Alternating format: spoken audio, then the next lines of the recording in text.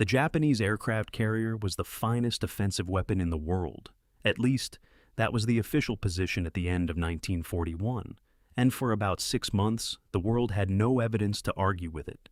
6 carriers of the striking force the Japanese called the Kido Butai had sailed across the northern Pacific in secret and put 350 aircraft over Pearl Harbor in a single morning.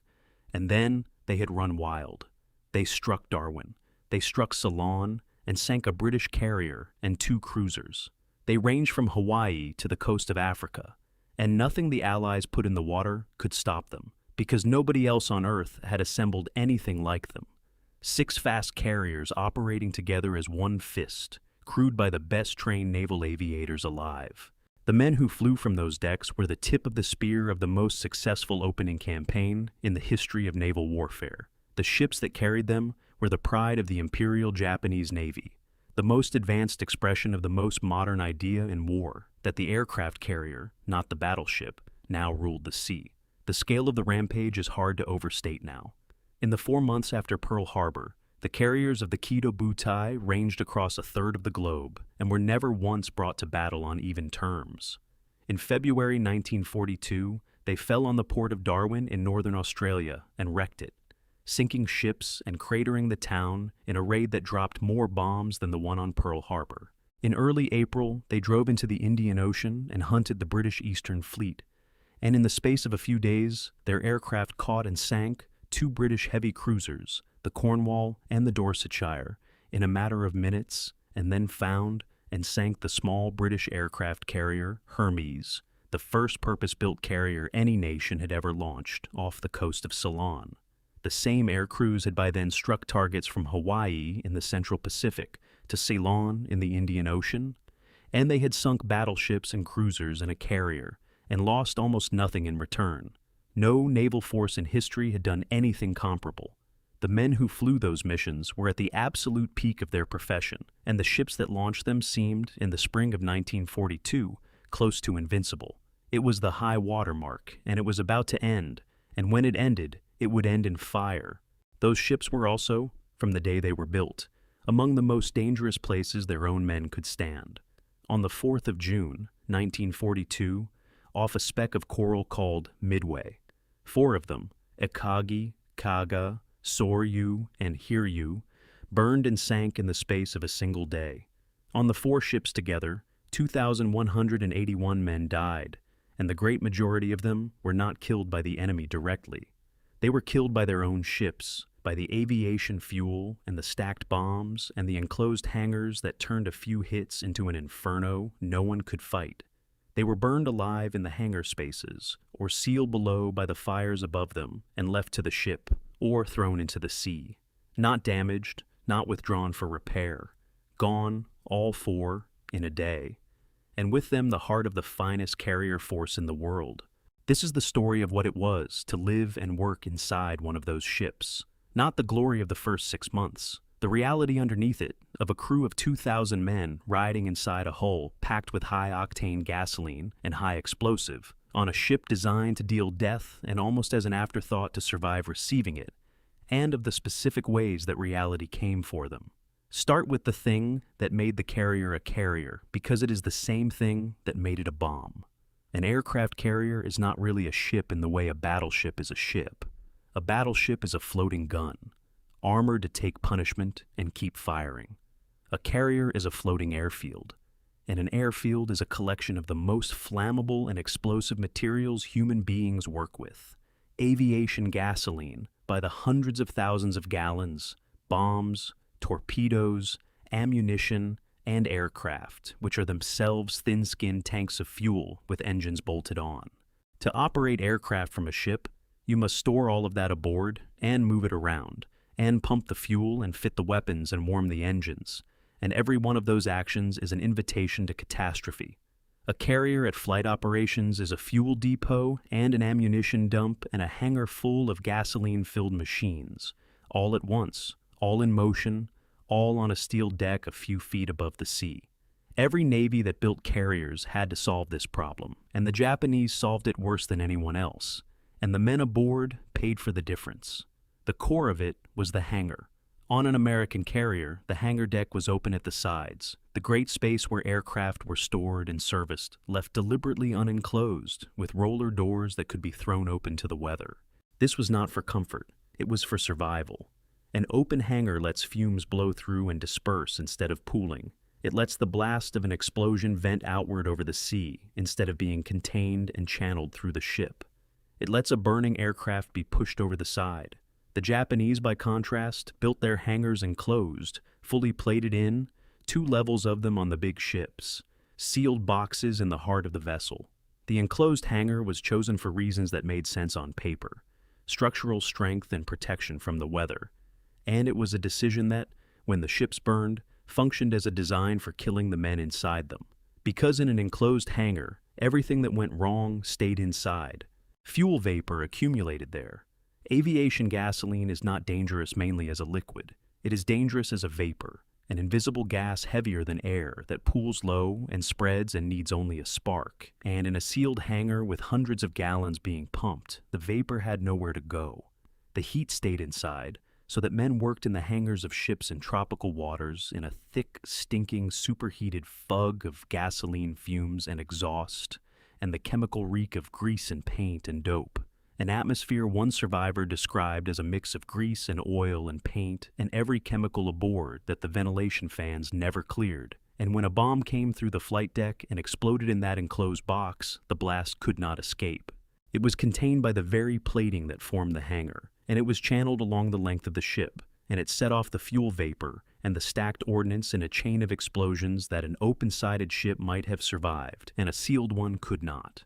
The fuel itself was stored in a way that made it worse. On the best-designed carriers, the aviation gasoline was held in tanks that were isolated from the ship's structure, surrounded by voids that could be filled with seawater or inert gas, so that a shock to the hull would not rupture them and a leak would not spread. The Japanese built the fuel tanks directly into the structure of the ship. They were integral, part of the hull itself, which meant that any hard blow anywhere nearby, a bomb, a torpedo, a near miss, a mine, would flex the structure and crack the tanks and let the gasoline out into the spaces of the ship where it would pool and vaporize. Some in the Japanese Navy pointed this flaw out before the war. Nothing was done about it, because doing something about it would have meant rebuilding the ships, and there was never time, and the doctrine that drove everything was offense, not defense. The belief that the carrier's job was to strike first and strike hard and destroy the enemy before he could strike back, so that the question of how well the ship absorbed damage was treated as secondary. It was not secondary to the men in the hangars. And then there was the matter of who was supposed to put the fires out. Damage control on a warship is a discipline, a body of training and equipment and doctrine aimed at keeping a wounded ship alive, and the Japanese Navy treated it as an afterthought. The firefighting teams were not, for the most part, specialists. They were ordinary sailors requisitioned for the duty and trained by a handful of professionals, which is a different thing from a ship full of men who have all drilled the procedures until they are automatic. The equipment had single points of failure that a better Navy would never have tolerated. On some ships, a single water main ran the length of the vessel to supply the fire hoses, so that when the bombs cut it, the whole ship lost water pressure at once, and there was nothing to fight the fire with. The carbon dioxide systems meant to flood a compartment and smother a fire depended on electrical power, and when the power failed, so did they, with no manual backup. The plan for a hangar fire was to pull heavy fireproof curtains to divide the space and isolate the flames, and that plan assumed one fire in one place. And when the bombs started several fires at once across the whole hangar, the curtains were useless. And underlying every hour of flight operations was the constant, delicate, deadly handling of the fuel and the weapons themselves. Arming an aircraft meant hauling a bomb or a torpedo that weighed hundreds or thousands of pounds up from a magazine deep in the ship, moving it through the vessel, and fitting it to the aircraft. And the safest place for ordnance is struck down below in an armored magazine, not sitting in a hangar. Fueling meant pumping volatile gasoline through hoses into the aircraft, and every connection and disconnection was a chance for a leak, a spill, a spark. In a well-run operation, these things were done carefully. The ordnance kept below until the last moment. The fuel lines purged and drained when not in use. But a carrier at the height of action, trying to arm and launch and recover aircraft as fast as it could, was a place where the careful procedures came under pressure, where bombs got stacked in the hangar because there was no time to strike them below, where fuel lines were left charged because they would be needed again in minutes. The margin for error narrowed exactly when the danger was greatest. And it was in precisely that state, ordnance stacked and fuel lines charged, that the American bombs found the Japanese carriers at Midway. Put all of that together, and you have the ship these men lived on. A sealed box full of gasoline vapor, its fuel built into its bones, its ordnance stacked in the open, its firefighting depending on equipment that a single hit could kill, crewed by men, most of whom had never been properly trained to save it. In the first 6 months, it did not matter, because the ships were winning and nobody was hitting them. The moment somebody hit them, it mattered more than anything else in the world. Now the men, because 2,000 of them lived inside that box, and only a fraction of them ever saw the sky.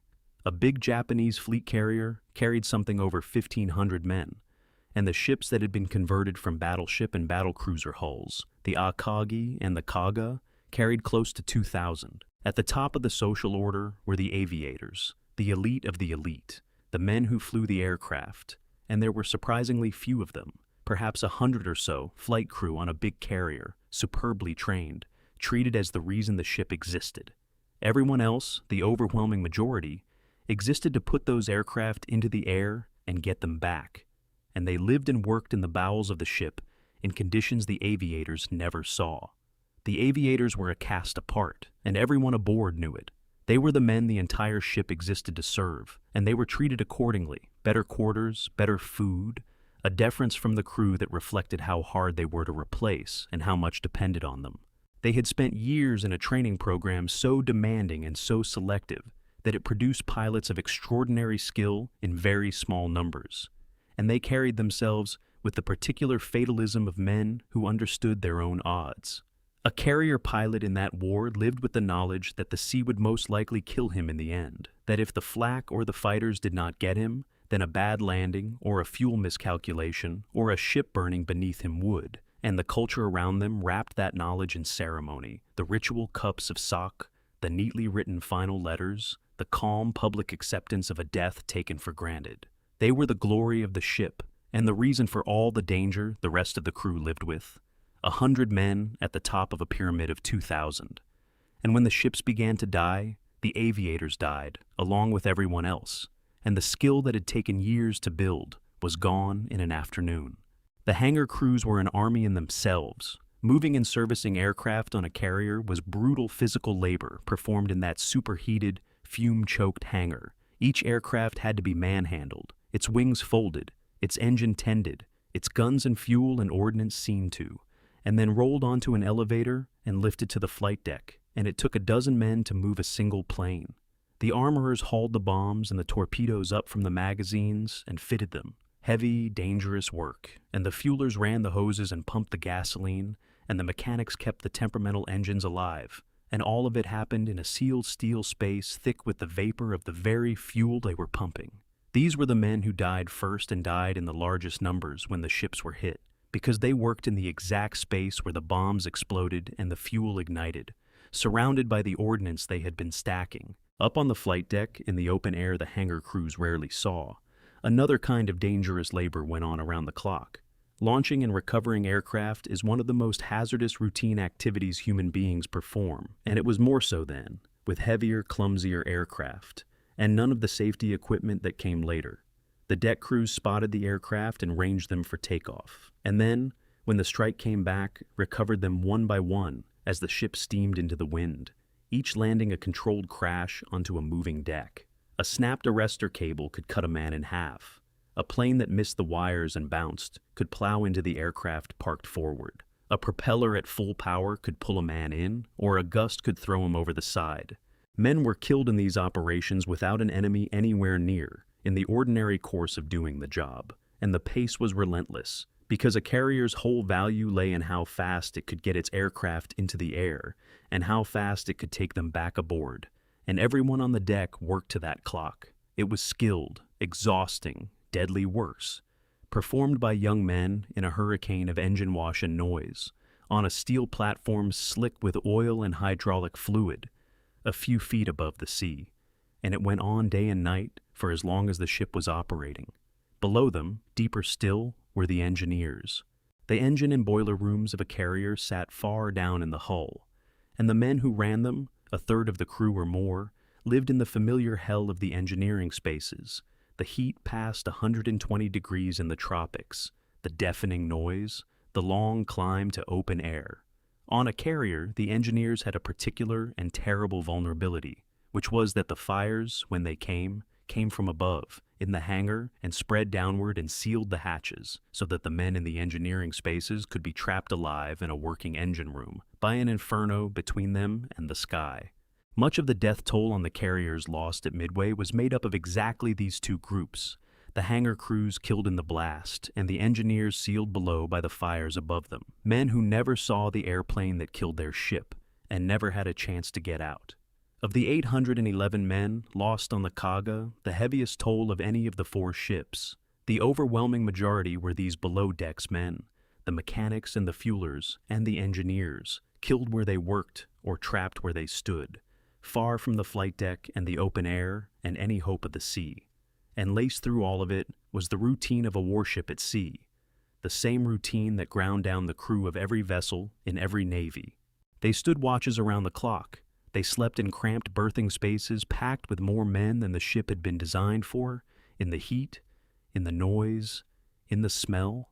They ate in shifts. They lived for months inside a steel hull with no privacy and no respite and no way off. And on top of all of it, they carried the specific, low, constant knowledge that they were riding inside a bomb, that the gasoline and the ordnance that were the whole point of the ship were also the thing most likely to kill them, and that if it ever went wrong, it would go wrong fast. In the winning months, that knowledge was easy to push down. As the war turned, it became harder, because the men had begun to see what happened to carriers when the enemy got to them. Set the numbers down, because the numbers are what the men were living inside. A fleet carrier like the Kaga displaced something over 38,000 tons and ran more than 800 feet long. She carried around 90 aircraft. She held hundreds of thousands of gallons of aviation gasoline, and when she went into her final action, her hangars had on the order of 80,000 pounds of bombs and torpedoes distributed through them, 40 tons of high explosive lying about in an enclosed space, waiting. Her crew numbered close to 2,000. The Soryu and the Hiryu were smaller, around 16 or 17,000 tons, faster, carrying 60-odd aircraft and 13 or 1,400 men apiece.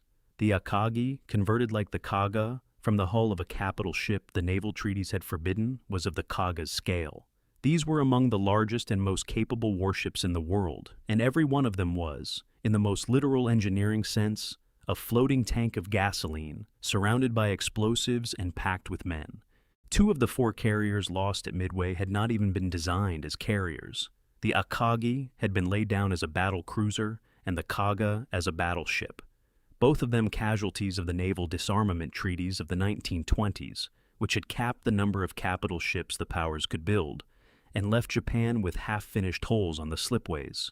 Rather than scrap them, the Japanese converted them into aircraft carriers, and so two of the ships at the heart of the Kido Butai were capital ship hulls with flight decks built on top, enormous, and never quite ideal for the role. The Soryu and the Hiryu were purpose-built carriers, smaller and faster, designed from the keel up to operate aircraft, though even they had been reworked after a pair of pre-war disasters revealed that Japanese warships were being built too top-heavy and too weak in the hull. The point is that these were not simple, clean designs. The compromises baked into them, the converted hulls, the weight saved wherever it could be saved, the enclosed hangars chosen for structural strength, all fed into the same vulnerability. They were brilliant offensive instruments assembled out of compromise, and the compromises were paid for by the men who could not get out when they burned. The casualty figures from Midway tell you what that meant when the arithmetic came due. The Akagi, hit by a single well-placed bomb, lost 267 men. The Soryu, hit by 3, lost 711, including her captain, who chose to stay aboard and die with his ship. The Hiryu, which survived the first attack and struck back before she was caught in the evening, lost 392, including the admiral commanding the carrier division, who elected to go down with her. And the Kaga, hit by 4 bombs, lost 811 men, roughly a third of her entire company, the worst toll of the 4, and most of them were the hangar mechanics and the trapped engineers. 2,181 men on 4 ships in a day, and the total Japanese dead across the whole battle came to 3,057. It was the worst day in the history of the Imperial Japanese Navy, and it was, in large part, a story of ships killing their own crews. The way it happened at Midway is worth telling in detail, because it is the clearest picture there is of the conditions on these ships reaching their conclusion. The 4 carriers had been caught at the worst possible moment, in the middle of the arming and refueling cycle. They had struck the island that morning, and then the reports had come in of American ships to the northeast, and the order had gone out to switch the reserve aircraft from the bombs meant for land targets to the torpedoes meant for ships. And then that order had been complicated by the recovery of the aircraft returning from the island strike. The result was that when the Americans finally found them, the hangars of the Japanese carriers were in the most dangerous state a carrier's hangars can be in. Aircraft were being fueled and armed. Fuel lines were charged and running. Ordnance that had been changed from one type to another was stacked about the hangar decks, rather than struck safely below in the magazines, because there had not been time to stow it. The ships were, at that instant, at their most flammable and their most explosive sealed boxes full of gasoline and bombs and running fuel lines. The trap that put the carriers in that state was not simple carelessness. It was the impossible position their commander had been placed in. Vice Admiral Nagumo, commanding the carrier force, had been ordered to bomb the island and also to be ready to destroy the American fleet if it appeared. 2 jobs that required 2 different sets of weapons on his aircraft. And the American fleet had appeared at the worst possible time, after he had already armed his reserve aircraft for the island. He gave the order to switch back to anti-ship weapons, and then his strike aircraft returned from the island low on fuel and needing to land. And he had to choose between launching a hastily armed strike at once or recovering his returning planes first and launching a properly coordinated attack a little later. He chose to recover and reorganize, which was the sound professional decision, and it meant that for a window of time his hangars were full of aircraft being struck below, rearmed and refueled all at once. His fighters, meanwhile, had been drawn down to low altitude, beating off a series of piecemeal American attacks through the morning, so that when the dive bombers arrived overhead, there was nothing above the fleet to stop them. Every element of the disaster was in place: the aircraft in the hangars, the ordnance being changed, the fuel flowing, the fighters out of position, and it had been assembled not by stupidity, but by the ordinary friction of command under pressure, the accumulation of reasonable decisions into a catastrophe, on ships that gave no margin for it. And then the dive bombers came down out of the sun. They came in the late morning, the American Dauntless dive bombers, in near vertical dives from 20,000 feet, and against ships whose fighters were down low, chasing an earlier attack and whose anti-aircraft guns were poorly arranged, they hit. On the Kaga, 3, perhaps 4 bombs. A 1,000-pound bomb punched through the flight deck and exploded in the upper hangar, and that single explosion ruptured the aviation fuel lines, wrecked both the port and starboard fire mains, destroyed the generator that powered the fire pumps, and knocked out the carbon dioxide fire suppression system, all at once. The ship lost, in a moment, nearly every means she had of fighting a fire, and at the same moment, gasoline was pouring onto the hangar deck from the broken lines. It found the 40 tons of bombs and torpedoes lying about the hangar, and it detonated them, not all at once, but in a rolling series of fuel-air explosions that blew the sides out of the hangar and gutted the ship. The men in that hangar died in an instant. The men below died more slowly. On the Akagi, it took only 1 bomb. A single 1,000-pound bomb, dropped by a pilot named Richard Best, struck near the amidships elevator and penetrated into the upper hangar where the aircraft were being armed and fueled, and it set off the same catastrophe in miniature, a fire, and then induced explosions of fuel and munitions that, in the words of one of the officers who lived, devastated whole sections of a ship that a single bomb should never have been able to kill. A near miss off the stern jammed the rudder and damaged the pumps. Within minutes, the pride of the Japanese carrier fleet, the flagship from which the attack on Pearl Harbor had been launched, was a burning wreck that could not steer and could not fight her fires, and the men were carrying the burned up out of the hangar spaces into the ready rooms until the ready rooms themselves filled with smoke and had to be abandoned. The Soryu, hit by 3 bombs while her hangar was full of armed and fueling aircraft, was engulfed almost instantly, the fires spreading so fast that she was a lost ship within minutes. And that evening, the Hiryu, the last of the 4, having launched the strikes that crippled the American carrier Yorktown, was found in her turn and hit by dive bombers and burned like the others. There was a particular poignancy to the end of the Hiryu, because she alone among the 4 had a chance to fight back and took it. Having escaped the morning attack, she launched 2 strikes against the American carriers and put enough bombs and torpedoes into the Yorktown to leave her dead in the water. And for a few hours, it looked as though the Hiryu might redeem the day. Then she was found. The dive bombers came for her in the evening, and she burned like her sisters, and the admiral commanding the carrier division, Taemon Yamaguchi, one of the ablest officers in the Japanese Navy, and a man some thought might one day lead it, chose to remain aboard and go down with the ship, and the captain, Tomeo Kaku, stayed with him. The 2 are said to have stood together on the burning deck in the dark, shared a last cup of water, and gone into the sea with their ship. Yamaguchi was exactly the kind of officer Japan could least afford to lose, and he was lost, by his own hand, in the fire of one more carrier that could not be saved. By the following day, all 4 were gone. Some finished by the fires, some scuttled by their own escorts to keep them from the enemy, and the finest carrier striking force in the world was at the bottom of the Pacific along with the men who had not been able to get off. Nothing about this was bad luck. That is the thing to understand. The bombs were well aimed, but the reason a handful of hits destroyed 4 large ships so completely was built into the ships themselves, into the enclosed hangars that contained the blasts, the integral fuel tanks that fed them, the ordnance stacked in the open, the firefighting systems that a single hit could kill. The Americans lost the Yorktown at Midway too, hit by bombs and then torpedoes, and the Yorktown took her punishment and stayed afloat for 2 days, and was only finished by a submarine, because she had an open hangar that vented her explosions, and a damage control organization that fought for her.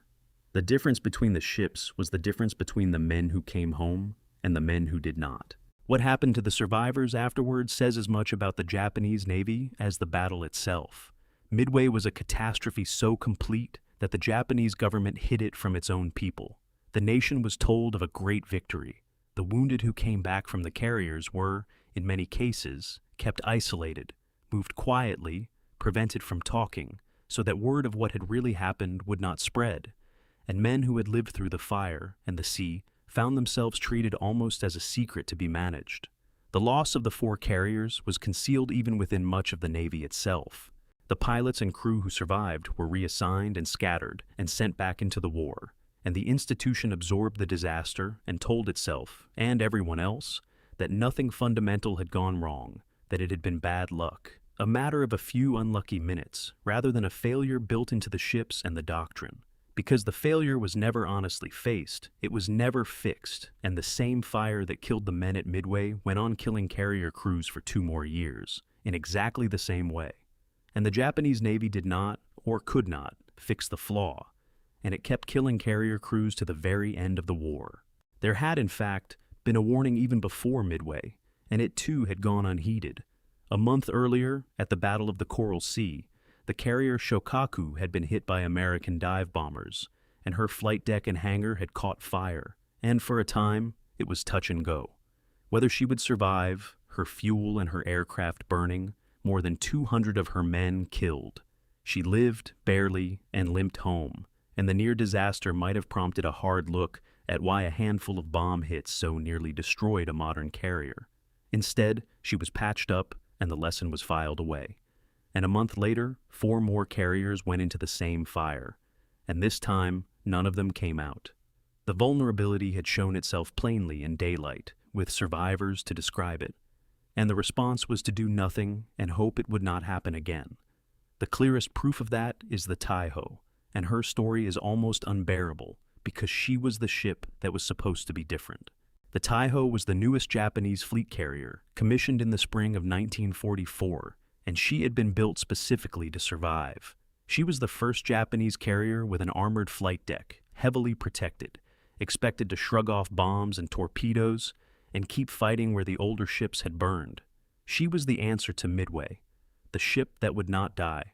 On the 19th of June, 1944, in the Battle of the Philippine Sea, the last great carrier action of the war, she was launching her aircraft when an American submarine, the Albacore, fired a spread of torpedoes at her. Most missed. One hit, forward, on the starboard side. It would have been worse but for an act of sacrifice that changed nothing. As the spread of torpedoes ran toward the carrier, one of the Taiho's own pilots, a warrant officer named Sakio Komatsu, who had just lifted off from her deck moments before, saw the tracks in the water and deliberately flew his aircraft down into the path of one of them, detonating the torpedo and giving his own life to keep it from the ship. He destroyed one. The others ran on, and one struck home, and that single hit was enough, so that Komatsu's sacrifice bought his ship nothing in the end, one more life spent for a carrier that her own fuel would destroy a few hours later, regardless. It is one of the small, terrible stories of the Pacific War. A man giving everything to save a ship that could not be saved because the thing that was going to kill her was already inside her. One torpedo against the ship built to take many, and it should not have been fatal, and it was because of the fuel. The torpedo struck near the forward aviation gasoline tanks, the integral tanks built into the structure, and the shock cracked them and cracked the fuel lines and split a seam in the armor above them. Gasoline and fuel oil began to leak into the spaces forward, into the well beneath the forward aircraft elevator, mixing with the seawater that was flooding in, a volatile slurry of avgas and oil and salt water sitting in the bottom of the ship and beginning, in the warm air, to vaporize. The carrier did not even slow down much at first, because her captain wanted to keep speed up to escape the submarine, and so she steamed on at speed with gasoline vapor building in her forward spaces. The damage control teams knew the danger. They simply did not know what to do about it. They tried to pump the volatile mixture over the side and could not keep up with it. They did not use the foam sprayers that could have blanketed the space and smothered the fumes. And then someone made the decision that killed the ship. To clear the accumulating gasoline vapor, the damage control officer ordered the ventilation system run at full power, opening the ducts and running the blowers to blow the fumes away. What it actually did was take the explosive vapor that had been concentrated in the forward spaces and distribute it through the entire ship, into the hangars, along the passageways, everywhere the ducts ran, until much of the Taiho's interior was filled with an invisible, breathable, explosive gas. She steamed on that way for hours, a bomb the size of a ship, waiting for a spark. The spark came in the middle of the afternoon, some 6 hours after the single torpedo hit, and the Taiho blew up. The explosion was catastrophic, and it came from within, the accumulated vapor detonating throughout the ship at once. It heaved the armored flight deck upward and blew the sides out of the hull and tore the ship open from the inside, and the great armored carrier that had been built to survive anything the enemy could throw at her was destroyed by one torpedo and her own gasoline, and a fatal decision by her own damage control party. She sank that evening. Around 1,500 to 1,700 of her men died. The ship that was the answer to Midway had died of exactly the same disease as the ships at Midway. The aviation fuel that was built into her bones and the inability of her crew to control it, and the fact that she had an armored deck made no difference at all because the fire came from inside. The same day, in the same battle, another American submarine put torpedoes into the veteran carrier Shokaku, one of the ships that had struck Pearl Harbor, and she too caught fire as her fuel and ordnance went up, and she too exploded and sank. 2 carriers in one afternoon, both killed by their own fuel after being hit by submarines that never saw the results of what they had done. By that point in the war, the ships were not the only thing being consumed. The air crews were going with them, and they could not be replaced. Japan had begun the war with a small corps of superbly trained naval aviators, the men who had run wild across the Pacific in the first 6 months. And there was no system capable of producing more of that quality at the rate the war was destroying them. Every carrier battle killed veteran pilots, at Midway, in the Solomons, and above all in the Philippine Sea, where the American flyers shot down the half-trained Japanese replacements in such numbers that they called the day a turkey shoot. The two Pearl Harbor veterans, Shokaku and Zuikaku, had once carried some of the finest air groups in the world, and by the end those air groups were gone, and the ships, when they were finally sunk, were in some cases operating with a fraction of the aircraft and pilots they had been built to carry. The carrier force did not simply lose its ships. It lost the men who made the ships worth having, and unlike the Americans, who rotated their veterans home to train the next generation, the Japanese flew theirs until they died, and the pattern held right to the end, to the largest carrier of them all. The Shinano was a monster, the biggest aircraft carrier built by anyone in the war, 65,000 tons, converted from the hull of a third Yamato-class super battleship, after Midway made it clear that Japan needed carriers more than battleships. She was so large and so late that she was hurried to sea before she was finished, on the 28th of November, 1944, with a crew that had never trained together, watertight fittings that were not yet complete, and pumps that were not yet installed. She sailed from Yokosuka on her maiden voyage, and within hours an American submarine, the Archer Fish, found her and fired 6 torpedoes and hit her with 4. On a properly finished ship with a trained crew, 4 torpedoes might have been survivable.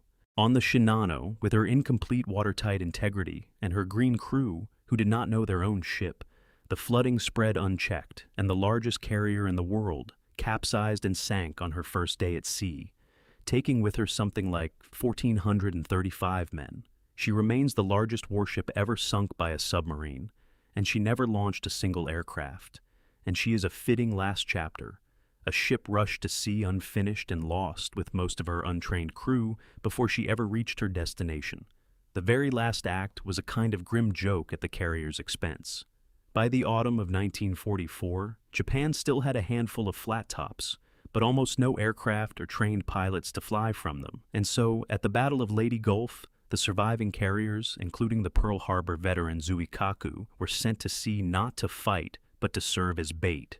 Empty decks dangled in front of the American fleet to lure its carriers away from the invasion beaches. The plan worked, and the price of it was the ships. Zuikaku, the last of the 6 carriers that had struck Pearl Harbor still afloat, was found and sunk by American aircraft, and her crew hauled down the great naval ensign and saluted it as she went under. The carriers that had begun the war as the most powerful striking force on Earth ended it as decoys with nothing to launch, spent to buy a few hours. From the pride of the fleet at Pearl Harbor to the Shinano capsizing on her maiden voyage, it was the same story throughout. The elite carrier force and its irreplaceable crews consumed, and the fire that killed so many of them was not something the enemy brought. It was built into the ships, and it had been there all along, waiting under the decks the men worked on every day. The 4 carriers lost at Midway lay undiscovered for most of a century, 3 miles down in the open Pacific, too deep and too remote to reach. It was not until 2019 that an American research vessel, using deep-water sonar and robotic submersibles, located the wrecks of the Kaga and the Akagi on the ocean floor northwest of Midway, sitting in the abyssal dark where they had come to rest in 1942. The Soryu and the Hiryu have still not been found. Down there, with the ships, are most of the men who died on them, the hangar crews and the engineers and the sailors who could not get out, entombed in the hulls that killed them, in water so deep and so cold and so black that they will almost certainly never be disturbed. They are, in the most literal sense, still aboard. One of those men was a torpedo pilot named Juzo Mori, and he lived, and his life is the thread that leads out of the fire. Mori was one of the elite, a naval aviator flying the Nakajima torpedo bomber, and he was aboard the carrier Soryu from the beginning. He was over Pearl Harbor on the morning of the 7th of December, 1941, flying through the anti-aircraft fire at low level to make his torpedo run, and he is credited with releasing one of the torpedoes that struck the American battleship California as she lay at her moorings. He flew in the Indian Ocean raids. He was one of the tip of the spear, one of the best trained carrier pilots in the world, at the height of Japan's run of victories. And then came Midway, and Mori watched his own ship die under him. He had flown in the morning strike against the island, and he had come back and landed on the Soryu, and the ship was arming her aircraft for a strike against the American carriers that had suddenly appeared, and Mori was in the ready room when the dive bombers came down. 3 bombs hit the Soryu and set her ablaze in moments. the fires roaring up through the ship exactly as the design ensured they would, and Maury had to fight his way out of the ready room, through the smoke and the flames, to reach the flight deck. When he got there, the flight deck was no refuge because the whole ship was burning and the fire was spreading toward him, and so he did the only thing left to do. He jumped, some 60 feet down from the deck of the burning carrier into the Pacific, and he was picked up out of the water by one of the escorting destroyers, one of the men who got off, while 711 of his shipmates did not. Consider what that jump was. He had flown a combat mission, landed back aboard his own carrier, and within the hour that carrier had become a furnace beneath his feet, the fires roaring up out of the hangar where the fuel and the bombs had gone off, filling the ready room where he sat with smoke, driving him out into a passageway that was itself burning, up ladders through the heat to a flight deck that offered no safety because the whole ship was alight. And at the end of it, his only way to live was to throw himself off the side of a moving ship into the open ocean and hope a destroyer found him before he drowned. That was what surviving a Japanese carrier looked like for the fortunate ones, the men who happened to be near enough to the deck, and quick enough, and lucky. The 711 who did not survive the Soryu were most of them the men who had been deeper in the ship, in the hangar and the engine rooms, who never had the chance Maury had. He should have died a dozen times over in the months that followed, and the thing that saved him was losing a piece of himself. After Midway, he was transferred to another carrier, the Junyo, and sent to the meat grinder of Guadalcanal, and there, in October of 1942, flying against the American fighters based on the island, he was shot up in the air and lost his right hand. He managed to ditch his crippled bomber in the sea near Cape Esperance, on the part of the coast the Japanese army held, and then he endured the other hell of that campaign, starvation on Guadalcanal, kept alive by soldiers who were themselves starving, scrounging food from the dead and dodging the American bombardments for days before he could be evacuated, out to Truk that November. The lost hand ended his flying career, and ending his flying career is almost certainly what saved his life, because it took him out of the cockpit before the final battles, the battles that killed nearly every one of the carrier aviators he had trained and flown with, the men of the elite who were used up, one after another, until there were almost none of them left. Maury, grounded by his wound, was one of the few who came through to the end of the war alive. He went home to a defeated country, a one-handed former naval aviator, and he did something very ordinary with the rest of his life. He opened a small bar near Nishi Ogikubo Station on the west side of Tokyo, and he tended it himself. That was his life afterward, the man who had flown through the flak at Pearl Harbor and released a torpedo into an American battleship, the man who had jumped 60 feet off the burning deck of the Soryu into the sea while his ship and his shipmates died around him, the man who had lost his hand over Guadalcanal and starved in the jungle, standing behind a counter in a little bar by a railway station in Tokyo, pouring drinks with his one good hand for whoever came in. Late in his life, he wrote it all down, the whole of it, the training and the boredom and the terror and the fire, in a memoir, so that what he had seen from inside those ships would not vanish. And that is where he ended, an old man with one hand. Behind the bar he ran by a Tokyo train station, having been, once, at the very tip of the finest carrier force the world had ever seen. On the morning, it seemed as though nothing could ever stop it.